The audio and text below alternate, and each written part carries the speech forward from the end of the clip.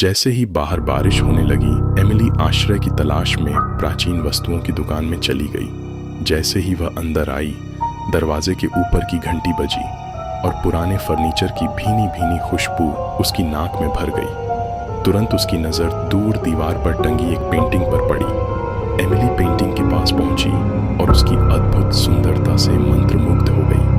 धूल भरी किताबों के ढेर के पीछे से दुकानदार निकला, एक झुका हुआ बूढ़ा आदमी, और उसकी आंखें ढंसी हुई थीं। आपकी नज़र अच्छी है मिस, वह चिल्लाया। उस पेंटिंग का एक लंबा और काला इतिहास है।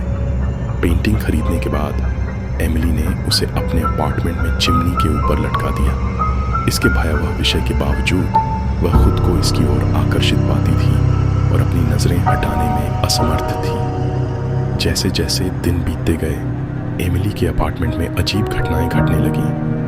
वस्तुएं अपने आप हिलने लगती थीं और रात में हॉल में भयानक फुसफुसाहटें गूंजती थीं। लेकिन यह वह पेंटिंग थी जिसने उसे सबसे अधिक परेशान किया। जब वह नहीं देख रही थी तो इसकी आकृतियां बदलती और मुड़ती हुई दिखाई देती थीं। पेंटिंग के पीछे की सच्चाई को उजागर करने के लिए दृढ़ संकल्पित एमिली ने इसके इतिहास की गहराई से पड़ताल की।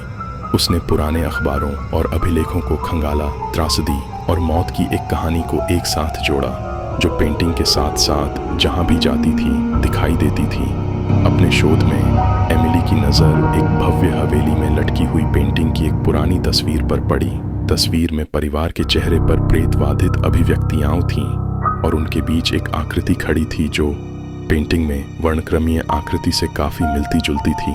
अपने नए ज्ञान से लैस एमिली प्राचीन वस्तुओं की दुकान में लौट आई और दुकानदार से भिड़ने का दृढ़ निश्चय किया। जब उसने पेंटिंग के इतिहास के बारे में जवाब मांगा तो उसकी आंखें डर से फैल गईं। कांपती आवाज़ के साथ दुकानदार ने पेंटिंग की उत्पत्ति का खुलासा किया। यह एक शापित कलाकार का काम था जिसने अपने चित्रों में द्वेषपूर्ण आत्माओं को भरने के लिए अंधेरे अनुष्ठानों का उपयोग किया था।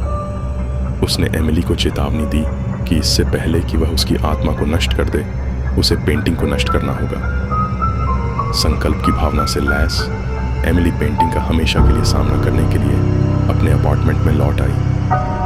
अपने चेहरे पर दृढ़ भाव के साथ वह पेंटिंग के सामने खड़ी थी, भीतर की दुष्ट आत्माओं का सामना करने के लिए तैयार थी। स्थिर हाथ से एमिली ने एक हथौड़ा उठाया और उसे पेंटिंग पर गिरा दिया, जिससे उसके जीवन पर उसकी शापित पकड़ टूट गई। जैसे ही कैनवास फट गया और उसके भीतर की आकृतियां शून्य हो गईं, उसे शांति का एहसास हुआ, यह जानकर कि वह अंततः पेंटिंग के अंधेरे प्रभाव से मुक्त हो गई है।